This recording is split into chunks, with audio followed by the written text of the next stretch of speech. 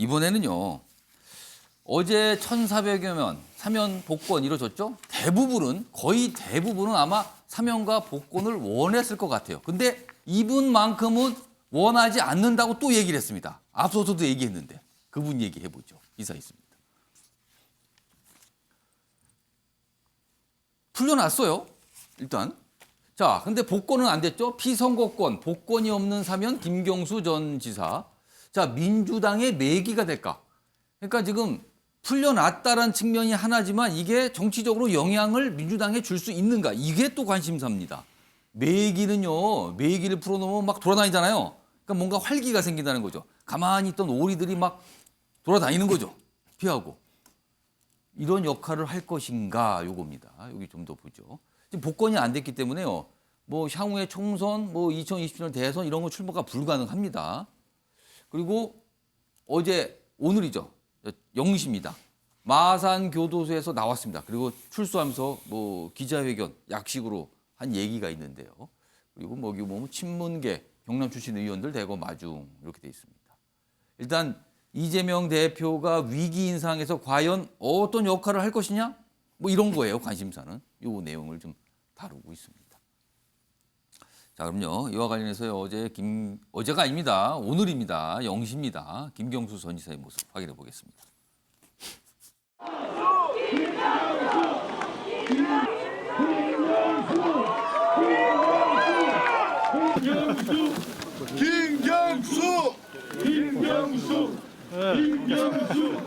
김경수. 이번 사면은 저로서는 받고 싶지 않은 선물을 억지로 받게 된 셈입니다. 원하지 않았던 선물이라 고맙다고 할 수도 없고, 그렇다고 돌려보내고 싶어도 돌려보낼 수 있는 방법이 전혀 없었습니다. 성찰의 시간이 우리 사회가 대화와 타협, 사회적 합의를 통해서 더 따뜻한 사회를 만드는 걸음이 될 수 있도록 더 낮은 자세로 성찰하고 노력하겠습니다. 받고 싶지 않은 사면이라고 얘기했는데 뭐 지지자들은 굉장히 좀 기뻐하는 것 같고요. 그리고 김경수 전 지사 표정도 뭐 그게 그다지 부정적인 것 같지는 않아요. 아무튼 어제 이 자정에 이렇게 나오면서 이렇게 설명을 했습니다. 그리고 안에서 보낸 어떤 성찰 시간 이게 있었는데 그걸 가지고 뭐 사회를 위해서 노력하겠다. 약간 이 부분도 의미심장하게 들리기도 합니다. 자, 이런 가운데요. 이재명 대표의 측근으로 꼽히시는 한 의원께서 언론 인터뷰에서 향후에 검찰 수사가 이렇게 진행될 것 같다라는 어떤 예측을 좀 하셨습니다. 법조인 출신이기 때문에 아마 판단하고 보는 바가 있을 것 같아요. 그 내용도 좀 영상으로 따로 준비했습니다. 보시죠. 그렇다면 28일 날 먼저 소환하고 그다음에 1월 초에 사실 압수수색 영장이 또 나올 것 같습니다. 당대표 사무실이라든가 당 대표실이나 이런데 의원회관에 대한 압수수색 영장이 나올 수 있다는 가능성을 염두에 두고 있고요. 그다음에 또 2차 소환을 또 할 것이고요. 그다음에 1월 9일 날 이후에 이재명 대표에 대한 소환 혹은 구속영장 청구 시나리오로 이렇게 진행될 것이다라고 저희는 그런 긴장감을 갖고 보고 있습니다. 그러니까 이재명 대표 관련해서 한마디 말씀드리면 계속 수사 대상이고 위기다 지금. 사업적 위기가 계속 닥칠 것이다. 이런 상황에서 김경수 전 지사가 자유로운 몸이 된 겁니다. 오늘 김경수 전 지사 지금 봉하마을을 방문하는 걸로 지금 알려져 있죠. 그리고요, 요 앞서 봤던 기사 다시 한번 작은 제목 내용 좀 소개해드리겠습니다. 자, 그럼 앞으로 민주당에서 어떤 역할을 할 것인가? 그와 관련된 세 개의 작은 제목인데요. 이재명 대표와는 별도 노선이 어려운 상황이다. 따로 뭘 하기가 쉽지 않은 거 아닌가? 그래서 정치 무대 밖에서 뭐 공부 모임이나 작은 모임 정도 하지 않을까? 그런데 차기 총선에서 영향력을 행사할 수도 있지 않을까? 뭐 다 관측입니다. 전망이고요. 자, 이 얘기 좀 해보겠습니다. 이종훈 평론가. 네. 김경수 전 지사. 자, 향후 민주당에서 과연 어떤 역할? 구체적으로 말하면 그냥 굉장히 친문의 구심점 역할을 해서 당을 끌고 갈 정도의 어떤 위력을 가질까? 아니면 그다지 별 모습이나 존재감이 없을까? 이겁니다, 지금. 네, 지금 당장 즉 오는 5월까지 김경수 지사의 실제 형이 집행 그렇죠. 종료가 되는 원래는 시기죠. 올해 네. 끝나죠. 5월까지는 김경수 지사는 대놓고 뭐 드러내서 공개적인 정치 활동을 하기는 좀 어렵다. 제가 볼 때는 하지 않을 걸로 예상을 합니다.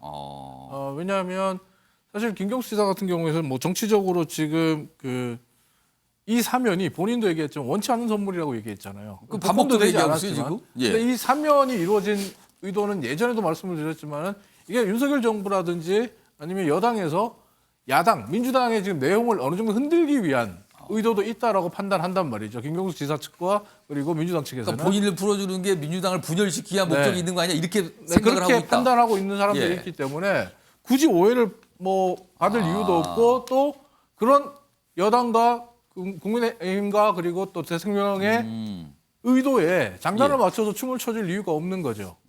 그리고 또 하나가 이제 5월까지 지켜볼 수밖에 없다라고 보고 있는 이유는 이재명 대표에 대한 사법 리스크. 예. 5월이 되면 어느 정도 또 한 번 요동칠 가능성이 있습니다. 뭐 사실은 지금 소환을 눈앞에 두고 있고 또 이재명 대표가 출두하겠다고 얘기를 하고 있고 출석하겠다고 얘기를 하고 있고 뭐 조사 받겠다고 조사 뭐 받겠다라고 하겠어요. 얘기하고 예. 있는 상태인데 이게 향후 이제 앞서 우리가 인터뷰에서 들었지만 김승원 의원이 얘기하는 것처럼 구속영장이라든지 다음 시나리오 스텝으로 계속 넘어간다면 분명히 또 한 번 민주당 내 당내 리더십이 요동칠 수 있는 상황이거든요.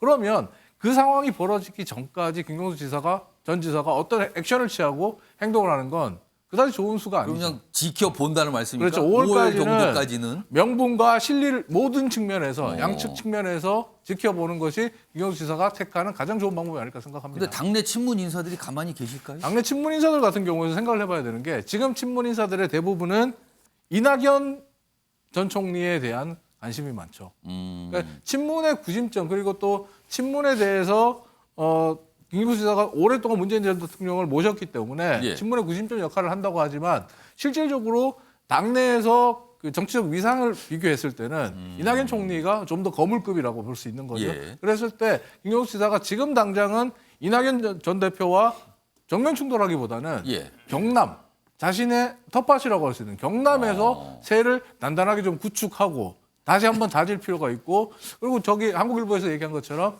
오히려 다음 총선의 경남 지역 PK와 무울경 지역에 어떻게 보면 자신의 영향력을 행사하는 공천 활동에 힘을 보태지 않을까 생각을 합니다.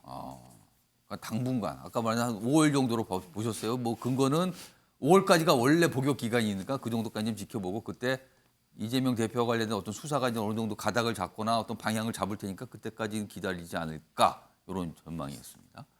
김영인 비대위원 아까 이종훈 평론가 하신 이 분석 중에 이 대목이 있었어요. 김경수 전 지사를 풀어준 거는 민주당 야당의 분열을 노리는 거 아니냐 어떻게 판단하십니까? 결과론적으로 그런 행동들이 이어질 개연성들 배제하기는 어렵겠습니다만 이번에 사면된 수많은 사람들을 보게 되면 아직 형기가 많이 남아있는 사람들이 대거 풀어줬다기보다는 예. 이미 2017년도 국정농단 당시부터 형기를 다 채운 사람들입니다. 예. 그리고 난 다음에 이제 복권들을 일부 이루어지게 그렇죠. 됐던 건데 복권이 많았어요. 이번에. 김경수 지사도 선거 사범이 아니었다면 여기에 대한 복권 여부까지 검토가 저는 됐을 거라고 생각을 합니다. 하지만 선거 사범에 관련돼 있고 본인 스스로가 죄를 뉘우치지 않고 있는 상태이기 때문에 형평성 차원에서 사면을 하고 복권을 해주지 않게 되는 상태인데요.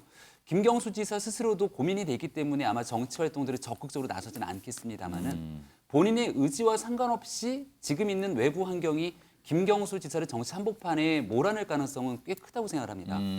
지금 이재명 대표의 사법 리스크가 현실화되고 있는 과정이기 때문에 예. 민주당에 있는 많은 인사들이 이제 앞다퉈서 목소리를 냅니다. 예. 대표적으로 박영선 전 장관의 목소리가 크게 들리고요. 김종민 의원, 서른 의원 등 여러 사람들이 목소리를 냅니다만은 예. 그 목소리가 하나의 구심점이 돼서 규합되지는 않는 것 같아요. 그리고 지금 이재명의 민주당을 표방하고 선언하면서 예. 이른바 개딸이라 불리는 지지층들이 결집돼 있는데 그 많던 친문 지지층은 다 어디로 갔을까 이런 생각이 들기도 하거든요. 문재인 전 대통령이 있습니다만 예. 문재인 전 대통령이 적극적인 정치 활동을 하지도 않을 것 같은 상황이기도 합니다. 그러니까 김경수 지사가 움직이고 또 누군가를 만나고 하는 과정 속에서 지지층들이 만약 힘을 보태기 시작한다면 예. 거기에 언론과 뉴스는 따라가지 않을 재간이 없기 때문에 그렇죠. 그런 측면에서의 정치적 후과 이런 부분들이 고민이 되는 거고 봉화마을에 간다는 거지 않습니까? 사람들은 김경수 지사를 이제 문재인 전 대통령과 연결을 짓지만 예. 실질적으로는 노무현 전 대통령의 적자라 불릴 정도의 인연을 갖고 있기 때문에 예. 문재인 전 대통령을 넘어선 노무현 전 대통령까지 이어지게 되는 실질적인 민주당의 본류 이런 예. 걸 찾아야 되지 않겠느냐라는 흐름들이 이어지게 된다면 판도가 이재명의 민주당에서 좀 출렁거림이 있을 개연성은 여전히 살아있다고 봅니다. 언론 관점에서 말씀을 드리면 지금까지 민주당을 바라봤을 때 이재명 대표의 행보나 발언에 굉장히 언론이 사실은 주목을 했죠. 어떤 야당의 어떤 대표란 위치 때문에. 그런데요, 오늘부터는요, 김경수 전 지사 봉하마을 가거든요. 기자들이 같이 갑니다. 그 발언이 뭐가 나올지 이것도 아마 언론이 굉장히 주목을 할 것 같습니다. 이런 측면에서 약간 주목도가 분산이 되는 거. 언론 측면에서는 좀 그렇습니다.